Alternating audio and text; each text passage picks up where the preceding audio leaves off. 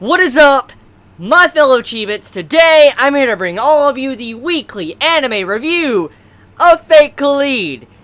Oh, how I am hyped as fuck after this episode. Like, it only took one word, just one word alone, for me to literally just have a Fate fangasm. Like, just one word. When I heard Gil say mongrel, when I heard him say that fucking word, I'm like, oh, that's my fucking Gil. That's my Gil. Because, oh my god, like, I hate myself for loving Gil, because he's a character I want to hate, but I just love Gil so much, and seeing him just say that, like, mongrel to her, I'm like, yo, I like Gil. It just put a smile on my face, like, as you can see from my reaction, it was just such a great moment. And I mean, I also love the very subtle hints to some of the backstory to Gil in this episode when he was talking about his friend, and I guess some of us know about it. If you actually read the visual novel and you know some of the things about Fate, you know that was referencing a certain doll or something that was related to mud. Not going to spoil anything since some of you might be unaware of what that is, but the main thing was, I love the little subtle details throughout this episode. It really just made me fangasm, hype up, and I was just like, yo, this is just such a good episode. Because one of the things I really enjoyed was actually getting to see 4 actually pop up in this episode. Like, we get to see one of the cards, and we get to see, you know, 4's hammer, and how it was being used against Illya, and I just love the little effects of that, because, I mean, one of the things I've been playing a lot, I think some of you might be well aware by now, but I've been playing a game called Smite recently, and it's a game kind of like, you know, let's say League of Legends, and it's focused around gods, and 4 is actually in the game, which I don't play 4 at all. I actually suck pretty bad with 4 if I play with him, but it's really cool getting to see these little things. It just, you know, makes me happy because I relate with it, because I see like 4 every single day when I'm playing a game of Smite, and just seeing that right there, I'm like, yo, this is pretty cool. And then also seeing someone like 4 being used as, like, you know, a card, I'm like, bro, this is pretty badass. Like, how can you stop that?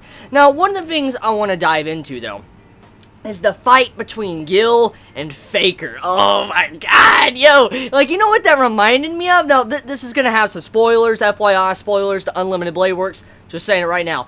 That reminded me of the fight between Gil versus Shiro. That's exactly what it looked like. That's exactly what it reminded me of. When you see Emiya fighting Gil and, you know, Unlimited Blade Works, that's exactly what we're seeing in this. Like, you see it to where two people, like, war itself are going out against each other, and the way Gil was fighting, even though his treasury was cut in half, that was just so badass. Oh my god, he was even actually snatching shit out of her freaking treasury that had half of Gil's. He was just snatching the shit out of it and bringing it out for he could put it back in his treasury. That was just so freaking epic. And then on top of that, the way he used the chains too, and he was wrapped around, and when he freed himself, oh my god, it's just something I really like about Fate. If you haven't read the visual novel, or if you haven't watched the other Fates, you might not understand why I'm so hyped, but just seeing that type of stuff, it makes me happy to see Gil actually have a similar personality to his other selves in other series, besides his happy-go-lucky self that he is as a child. It makes me very excited for some future fights. Now, one of the things I do want to talk about is that the person that introduced himself at the end of the episode, which was an Ainsworth, he let Illya and them go. And I'm very curious exactly why he did that. Overall, I really am curious. There has to be something else going on here. But I am curious why he let them go. Now, there was one thing in this episode that really made me start questioning, like, what the fuck is going on here? Tanaka.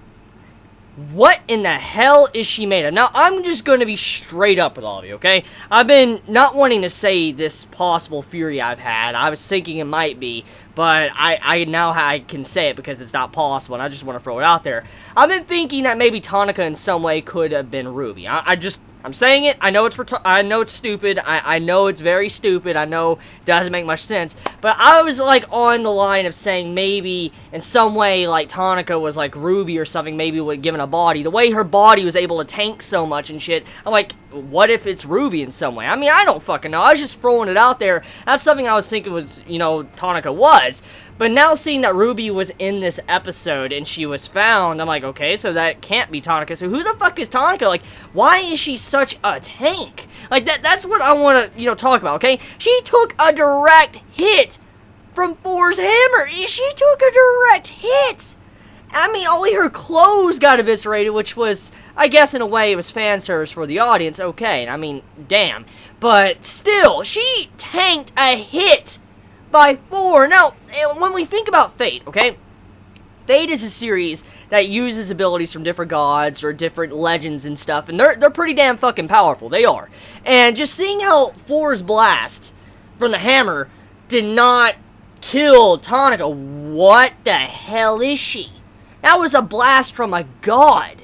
That was like a god, but yo. Like, the only person I think that, honestly, could tank something like that would be some certain heroic spirits. Only certain select few. And just seeing that alone, I'm like, how the hell did Tonica survive that? And then her body's not really even wounded. I mean, she didn't really seem to be having any damage at all. I mean, she said she felt pain. So what is going on with her? I mean, like, she doesn't know who she is. It's not a possibility she could be Ruby now, because that's thrown out the window, and I'm stupid for thinking that.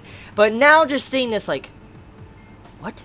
Okay, so enough of that. Getting off of that, we now know that Kuro, she's in this world too. She's in this timeline, this dimension with Illya, because we see her at the end of the episode, and also we get to see how Kuro actually saves Illya. I love that scene, by the way. Oh my god. At first, to be honest with you, I thought that was Miyashiro. I did. Like, I just gotta be real here. I thought that was Miyashiro for a second. Like, is he, like, did he break out of the dungeon? Is he pulling some crazy shit? And then we find out it was, Kuro. Like, of course it's Kuro. Just, I want to see Emiya do some shit. I really do. I want to see Emiya get out of that fucking cell and start just going ham. I really hope this is like a strong version of him, like something from Heaven's Fill, because I really want to see something like that, just to see, Miyashiro just going fucking off. I would love to see him going brutal mode.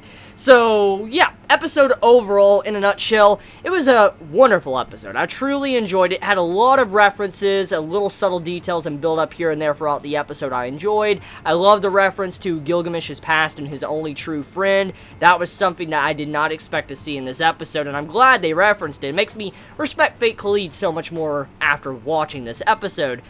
One of my only concerns with this episode, actually there's two concerns I have with this episode, and I do want to mention them, and I have to bring them up. Even though I love this episode, and it was a great episode, there was two huge problems, and that would be how Ruby popped up, and just straight up let you all know, that felt like an ass pull. It did. It really did. Ruby popped up out of nowhere to save Illya, and unless something else is going on with Ruby and Tonica, it just seemed like Ruby just came out of fucking nowhere. I'm like, oh, okay. And then, how the villain allowed Illya and Gil and them to escape, I'm like, okay, that just feels like, to allow our characters to live, even though they're pretty much dead if it would have continued on. So I'm not a big fan of that. I'm not a big fan of Ruby popping up, but besides that, the episode was great. So let me know your thoughts in the comments below. You all have a wonderful day or night wherever you live. Please be safe. Chibi out.